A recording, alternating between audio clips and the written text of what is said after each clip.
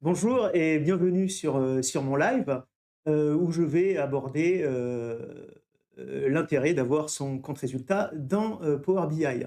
Alors, pour ça, mon plan, c'est d'abord vous expliquer, ce que c'est Power BI parce que je sais qu'il y a pas mal de personnes qui ne savent pas ce que c'est, Power BI, donc on va le voir brièvement, c'est pas le sujet du jour. Ensuite, je vous ai fait, excusez-moi, je vais bloquer mon son. OK, excusez-moi. Ensuite, je vais, vous montrer, mon exemple, que j'ai créé, sur lequel on va pouvoir voir quels sont les avantages donc, de Power BI. OK. Mais quelques mots sur Koken. Rassurez-vous, il n'y a qu'un slide. Donc qu'est-ce que c'est Koken? Alors Koken, c'est une entité, dont l'ADN est le contrôle, de gestion. Alors, on propose, des missions, courtes, spécifiques, mais on propose aussi des missions récurrentes si vous avez, besoin s'il y a un surplus d'activité, que vous avez besoin d'appui. Et puis on propose aussi, des missions pour automatiser votre reporting, automatiser vos process de contrôle de gestion, par Excel, Visual Basic, mais aussi par, Power BI. Donc c'est le sujet du jour. Ce qu'on propose au niveau des formations, c'est dans l'idée de vous redonner de l'autonomie une fois qu'on a mis en place des processus qui sont un peu techniques et complexes, donc que ce soit au niveau d'Excel ou, de Power BI. On intervient dans le domaine financier comme, comme aujourd'hui et comme, non financier, sur, les ventes, vos stats Amazon, le trafic, web que vous pouvez avoir, la production, vos rendez-vous clients, et cetera. OK, alors allons voir ce que c'est, Power BI. Alors, Power BI, c'est un outil de data visualisation. C'est un outil qui permet de faire des tableaux de bord qui sont au rafraîchissement automatisé, dans le cloud. Alors, vous voyez, les écrans, c'est assez visuel. On peut y accéder donc par votre browser, mais on peut y accéder aussi, par tablette, par une application, Android ou iPhone aussi. Voilà, donc l'idée, c'est quoi? L'idée, c'est de prendre, les données au plus profond. Alors, ça peut être des fichiers, mais ce qui est le mieux, c'est d'aller prendre les données dans, les bases de données, de Sage, de CJ, de Navision, de SAP, et cetera, pour ensuite, les récupérer et en fabriquer des informations qui vont permettre de prendre des décisions, d'accord? Power BI, c'est également aussi se connecter à tout ce qui est web, API web, ça peut être du Salesforce, du Google Analytics, du Business Central, voilà, tout ce qui est API. Donc les 4 phases, je ne vais pas les détailler. Les 4 phases de création d'un report, c'est un, je prépare les données, donc je vais nettoyer les données. Vous savez, si les données sont au format, nombre, mais comportent des points à la place des virgules, il va falloir changer. S'il y a des espaces en trop, s'il y a des formats de date qui ne sont pas les bons, et cetera. Ça, je vais devoir c'est cette phase-là qui est assez importante et puis je vais sélectionner les bonnes tables, les bonnes colonnes et les bonnes lignes. Voilà, ensuite je vais recréer la modélisation, c'est, l'intelligence, qu'il y a dans, l'intelligence, la logique, de votre système et ensuite, après, on va créer les visuels. Les visuels, ce sont les graphes, les maps, les tables.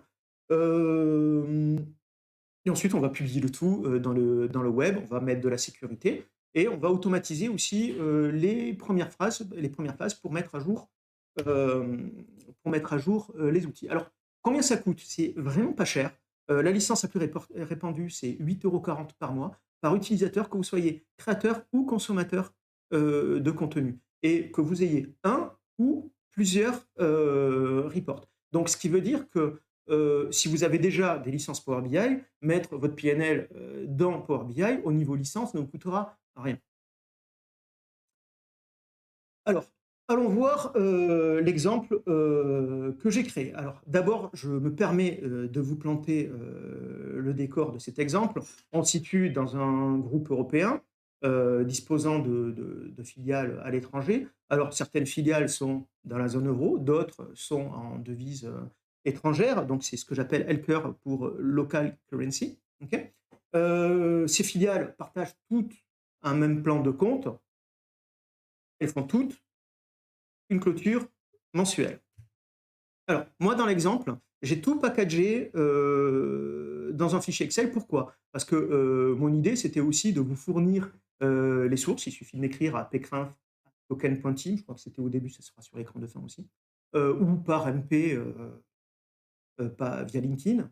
Heu, L'idée, c'était de ne pas aller directement dans une base de données, mais de tout faire dans un fichier Excel pour que vous puissiez comprendre l'architecture. Donc, qu'est-ce qu'il y a dans ce fichier Excel? Il y a d'abord la trame de compte résultat. Moi, j'ai choisi une trame un peu métier, pas les soldes intermédiaires de gestion. Donc, vous voyez, le chiffre d'affaires, les marges, etc. Les mouvements mensuels, donc ça va être des mouvements par compte, par entité et par période. OK, et puis le mapping. Le mapping, c'est le lien entre vos comptes et les lignes de la trame. Par exemple, si on parle en comptabilité, le compte 707 que je vais relier à la ligne chiffre d'affaires. D'accord? Donc, le workflow cible, c'est quoi dans l'exemple? C'est un, j'ai ma filiale qui clôture, elle envoie son fichier à une personne qui est en centrale. Cette personne va calculer les mouvements mensuels s'il y a besoin. Imaginons que le cutoff n'est pas respecté. Euh, Elle va intégrer ces mouvements dans le fichier Excel, et puis il suffira d'aller dans le fichier Power BI, cliquer actualiser, boum, et on aura la nouvelle période qui sera dans Power BI. À noter qu'on aurait pu imaginer avoir un process qui est de Power BI directement dans votre source comptable, hein. Ça vous aurait évité une action manuelle, Mais comme je vous l'ai dit, je n'aurais pas pu packager sinon l'exemple. Alors justement, allons voir cet exemple. Alors, dans l'exemple, ça c'est le fichier source Excel. Donc d'abord ici, j'ai paramétré, ma trame, de compte résultat. Donc, ici, c'est tel que c'est une prévisualisation de ce que ça va donner, dans Power BI. Donc, si, je veux, mettre mon chiffre d'affaires en clair, je mets clair, là c'est, foncé. Voilà, j'ai fait ça pour que vous puissiez vous l'approprier et le paramétrer comme vous voulez. Si vous vouliez décaler ici chiffre d'affaires, il suffit de changer le chiffre de décalage. Et ici, on va se retrouver avec des lignes qui vont être de type détail, résumé. Euh, et plus important, ici, on va se retrouver avec des types de lignes de sous-total. D'accord? Ce sous-total, c'est important, on le verra plus tard pour l'analyse. D'accord? On va dire, ce sont les agrégats que je veux analyser. Voilà. Alors, là, je me retrouve avec ma source. Alors, ma source, c'est mon historique. Donc là, mon entité, mon numéro de mois, mon année, mon compte. Alors, mon compte, j'ai pas mis forcément 707 ou etc. Moi, j'ai utilisé des comptes de reporting, mais vous pourriez le remplacer par 707 ou autre, hein, d'accord?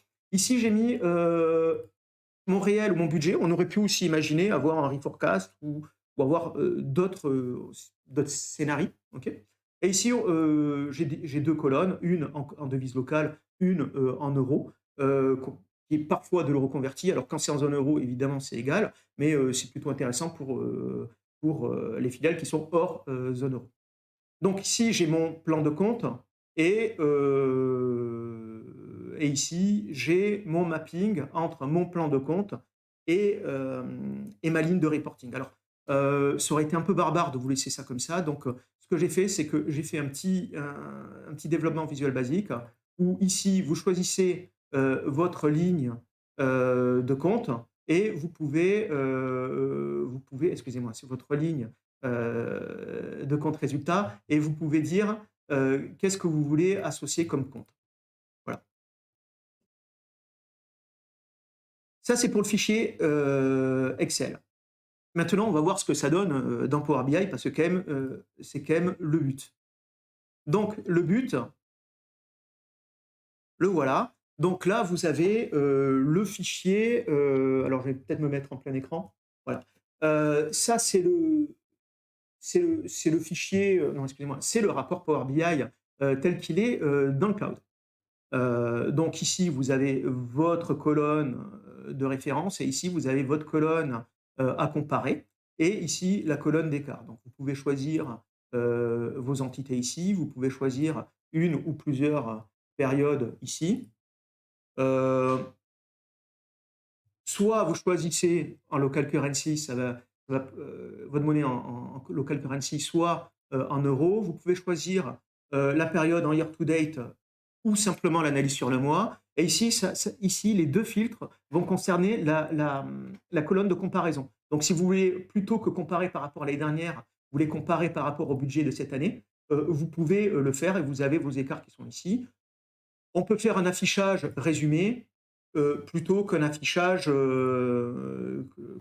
total. Voilà. Ça, c'est une présentation qu'on va dire assez sobre, plutôt financière. J'ai fait une autre présentation qui est une présentation moderne, qui sera peut-être mieux acceptée par des personnes qui ne travaillent pas dans la finance. D'accord. Voilà. Mais autrement, c'est strictement la même chose. Je vous ai fait aussi une dernière chose, c'est une analyse. Alors l'analyse des écarts.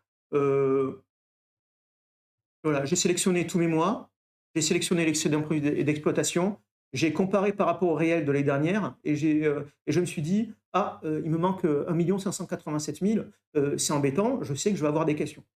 Bah, vous pouvez vous faire votre analyse vous-même. Donc ici, vous allez pouvoir soit découper en entités, soit en mois. Donc on va par exemple voir les mois. Ok. Et là, vous apercevez qu'en fait, il y a un problème en juin, il y a un gros déficit en juin. Et je vais peut-être aussi aller voir qu'est-ce qui se passe en juin. Donc on voit que c'est la Belgique qui perd 632 000. Donc c'est quand même le fait, quand même, un des faits, c'est qu'il y a un problème sur la Belgique en juin. Je peux aussi mettre à jour, tout est cliquable. Donc je peux voir aussi pourquoi Mars est un succès, par exemple, sur la Grèce ou le Danemark. Euh, voilà. Voilà pour l'exemple. Je pense que vous l'avez compris. Maintenant, ce que je vais faire, c'est on va voir quels sont les avantages. On va lister les avantages. Alors, au niveau des avantages, la première des choses, alors ça peut vous paraître futile, mais c'est pourtant une des choses les plus importantes, c'est la sécurité. La sécurité, il y a trois sécurités. La première, c'est une sécurité Azure. Si votre organisation a décidé que aucune personne autre que votre organisation pouvait accéder à Power BI, c'est la première des sécurités, personne d'autre que de votre organisation pourra prendre vos données. La deuxième sécurité, c'est que c'est vous qui choisissez qui a accès à quoi. Et puis la troisième pour moi, elle est plus importante parce qu'elle va changer votre manière de diffuser votre information. Avant, ce qui se passait, quand on avait un fichier Excel, euh, euh, excusez-moi, je reviens sur mon écran. Avant, quand on avait Excel, on se trouvait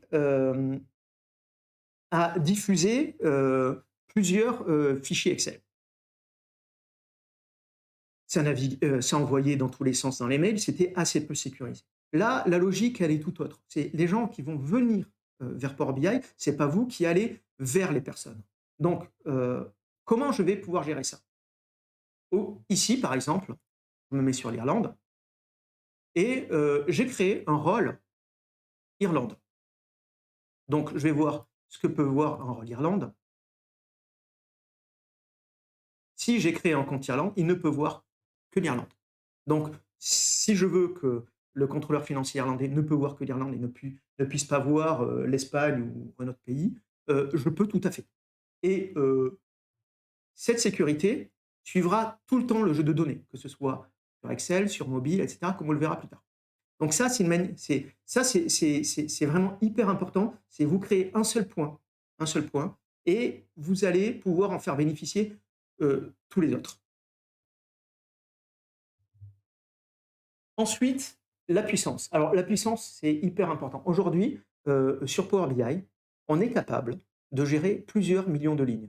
Alors, vous en ferez ce que vous voudrez. Soit, vous décidez de rentrer tout l'historique, toutes les balances depuis la nuit des temps, soit, vous pouvez aussi, rentrer au lieu de saisir des balances, on saisit des grands livres, comme ça on aura le détail des mouvements. Peut-être que ça pourra devenir un outil, d'exploration de données, assez performant. Et c'est important parce que je vais arriver, au point suivant, c'est, l'entrepôt, unique. Alors l'entrepôt unique, c'est, il n'y a qu'une version, de la vérité. C'est-à-dire, vous avez créé, la nouvelle période dans le compte résultat, le nouveau mois, vous avez diffusé à votre entreprise, avant vos meetings du mois.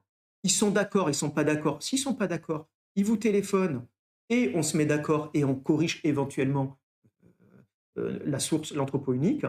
Mais quand on arrive en réunion, il y a plus de discussion sur, vous savez, les discussions stériles pour 10 cas d'écart, sur les bidas qui ne servent absolument à rien parce que ça ne change pas l'analyse du mois. Mais, mon Dieu, ça a vraiment changé la réunion. Donc ça c'est terminé. C'est une autre manière de voir la fonction finance, beaucoup plus moderne, qui va s'ouvrir et qui va diffuser, l'information, selon votre politique de sécurité évidemment, mais on n'arrive pas en réunion en gardant jalousement des chiffres et en faisant découvrir un peu les chiffres aux autres, en ayant un ascendant. Là, on se met, à égalité, on est sûr, de nos chiffres et on discute, d'analyse. Alors ensuite, il y a le multi-accès. Alors le multi-accès, c'est plutôt quoi? Ça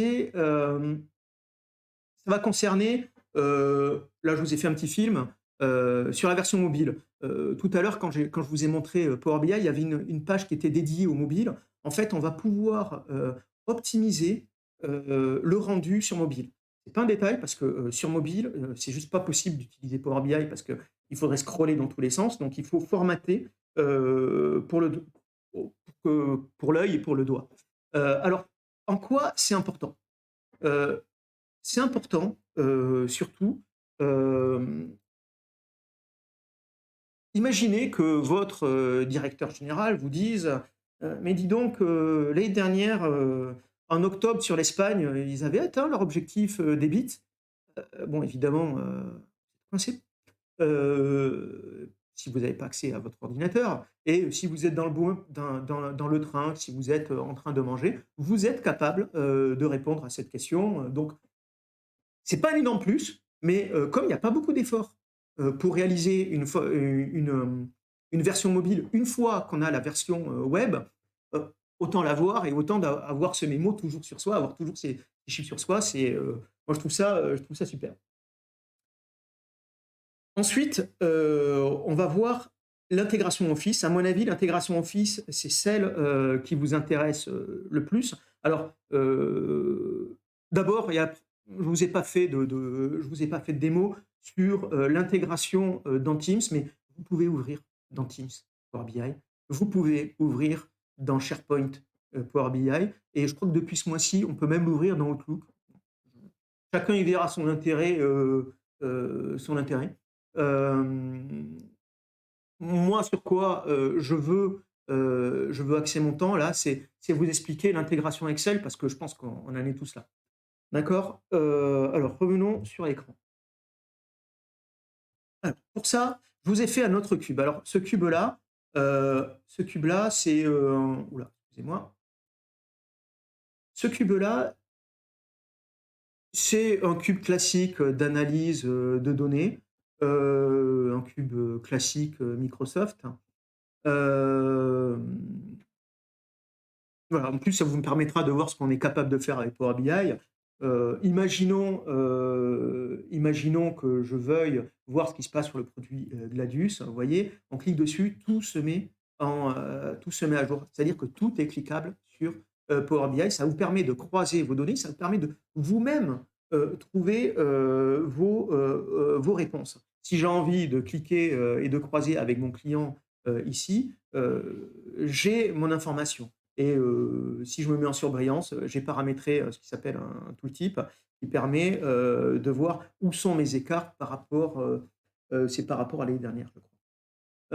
Voilà, bon, Ça, c'était pour la présentation. Moi, vous, ce qui vous intéresse, c'est de dire: «Oui, mais comment je fais pour sortir sur Excel ces données?» Alors, j'ai 2 manières. C'est ça qui est intéressant. J'ai 2 manières. La première, c'est, de faire un export, tout bête, sur Excel. Donc, bon, là, on va se retrouver avec quelque chose qu'on retrouve dans à peu près, tous les logiciels.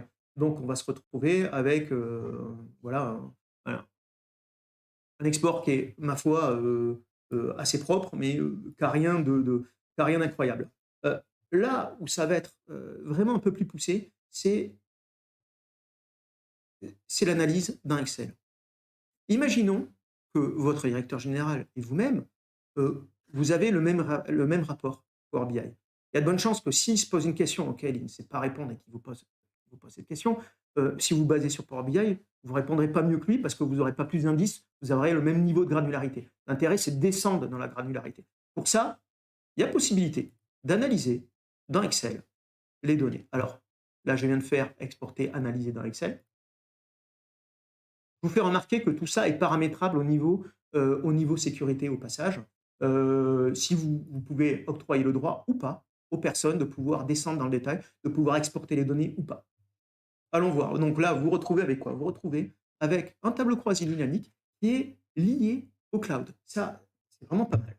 Donc, quand vous êtes, ici, par exemple, on va se retrouver, je vais faire glisser, alors non, peut-être que j'aurais pas dû faire ça, j'aurais dû faire plutôt les clients comme ça.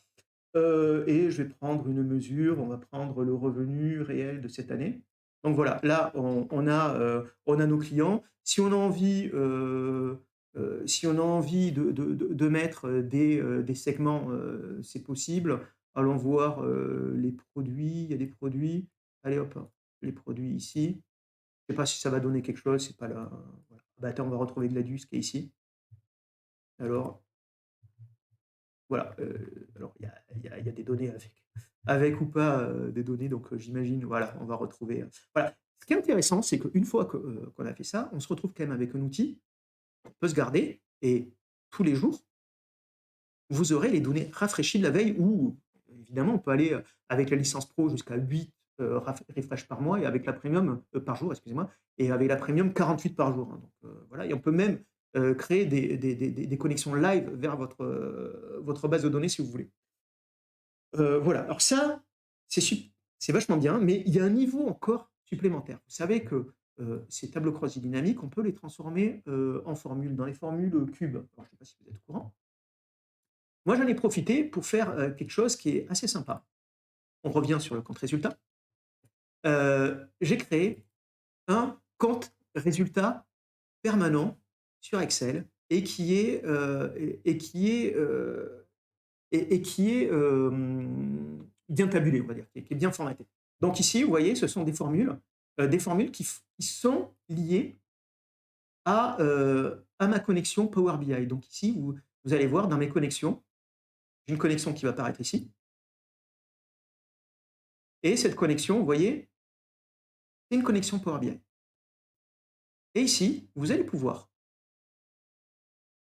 mettre à jour vos données. Donc vous voyez, c'est pas aussi rapide que quand c'est dans Excel, mais on reste quand même dans Excel et ça va vous permettre d'avoir vraiment, mieux qu'un export, mieux qu'un tableau croisé dynamique, vous allez pouvoir vous faire votre PNL aux petits oignons, vos analyses exactement comme vous voulez et ça, c'est vous pouvez le diffuser autant que vous voulez dans l'entreprise. De toute façon, à partir du moment où on coupe les accès, à partir du moment où on décide que le grec ne peut voir que la Grèce, immédiatement, ça sera répercuté dans les 5 minutes, aux personnes. Donc vous ne pourrez plus rouvrir ce fichier ou même dans un quart d'heure, si vous ne faites rien, quand, la connexion se périmera, quand vous essayerez d'actualiser, ça ne marchera plus. Donc, vous êtes libre de diffuser, ce compte résultat permanent et vous pouvez écrire, par exemple, dans Teams, quand vous avez une nouvelle période qui est saisie, dire: «Il y a une nouvelle période qui est écrite, il y a, juin qui est apparu». Vous pouvez aller, dans votre, compte résultat permanent, vous le verrez apparaître.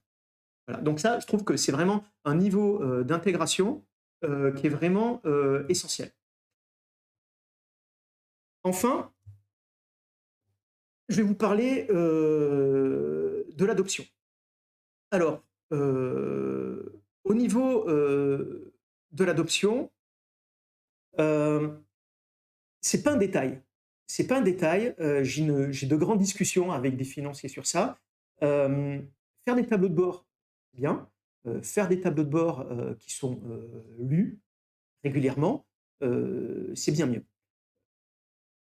Il y a des outils dédiés qui permettent de faire ce que je fais aujourd'hui. La problématique, c'est que si vous utilisez un de ces outils dédiés, il y a de bonnes chances que la direction générale, que les autres membres du comité de direction ou les managers à qui vous aurez donné accès, n'y accèdent tout simplement pas. Pourquoi? Parce que ce sera un accès par mois, il faudra un nouveau login password qu'ils auront perdu, une nouvelle manière de naviguer, c'est toujours pareil.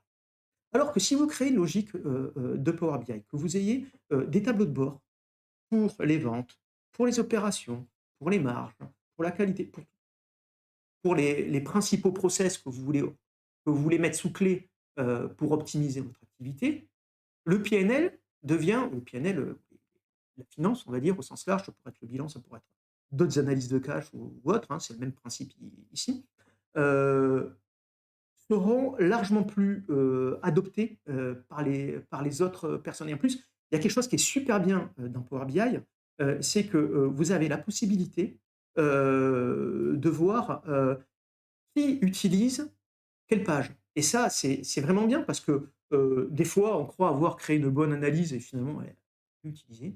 Des fois, vous vous rendez compte que vous êtes à côté de la plaque et que on vous a sollicité pour un report, vous n'étiez pas d'accord, et finalement, c'est plus utilisé parce qu'il y a toujours un écart entre les équipes qui utilisent et vous, c'est normal. Et ça vous permet de soit évangéliser si vous pensez vraiment que c'est un intérêt sur de nouvelles pages d'analyse, soit au contraire comprendre euh, euh, que excusez-moi, que les personnes sont plus intéressées par un type d'analyse ou plus simple. Voilà. Alors, j'en ai terminé avec la présentation de Power BI. Je ne sais pas du tout où est-ce que j'en suis. Ah, je suis plutôt bon au point de vue timing. Euh, voilà. Alors, quelques points. Alors, je ne sais pas si vous avez des questions, vous pouvez les poser en commentaire. Ceci étant dit, alors, il y a une question de John. Ok. Alors, l'utilité pour une PME ou une TPE. Alors, c'est pas réservé aux PME ou aux TPE. Premièrement, le prix d'accès et la licence est vraiment pas cher, elle est quasi gratuite. On va dire qu'aujourd'hui, n'importe quel outil qui a un abonnement, c'est 20-30 euros. Là, on est à 8 euros pour un nombre de reports euh, qui est énorme. Le temps que vous allez mettre à rafraîchir vos rapports, c'est vraiment du temps perdu. Et quand on voit quelles sont les choses que vous avez à faire quand vous êtes un PME, vous êtes aussi concerné, mais ça concerne aussi les grandes entreprises. Euh, Le véritable coût que vous allez avoir, c'est le temps de projet. Ce temps de projet, alors soit vous pouvez le confier à une société pro, vous maîtriserez votre temps de projet, soit vous pouvez vous y lancer vous-même. C'est quand même assez technique. Je n'ai pas dit que ce n'était pas possible, hein. C'est quand même assez poussé. Attention à ne pas s'y lancer pendant 3 mois, 6 mois, et de perdre du temps, d'abandonner. Là, ça serait un vrai coût financier. C'est pour ça que je vous conseille, évidemment, et c'est pour ça que j'ai créé mon entreprise, de passer par un professionnel, par un professionnel, Coken, et votre partenaire financier. Et nous sommes capables de comprendre, de partir de votre besoin et de vous dire comment et quelle est la stratégie la meilleure, la plus adaptée, pas forcément la plus chère, pour répondre à votre besoin. Euh, voilà. Je, je pense que j'ai fait le tour. Comme je vous dis, si vous avez des questions, si vous pensez que c'est pas fait pour vous, que, que c'est impossible chez vous, parce que je sais que moi, quand je vois des outils comme ça, je me dis ouais, mais chez moi, ça marche pas, etc. Passez-moi un coup de téléphone, écrivez-moi. ça peut arriver, hein, attention, mais c'est vraiment très, très rare. On trouve toujours une stratégie, hein, pour atteindre vos données et pour automatiser. Donc ne restez pas avec une vue négative en train de vous dire: «Non, ça c'est pas pour moi». Donc contactez-moi et on passera 10 minutes. Pour moi, c'est toujours intéressant. OK, je vous remercie, pour votre écoute et je vous dis à bientôt, pour, un autre live, que je vous proposerai, sur Token. Merci pour votre écoute, donc et à bientôt. Au revoir.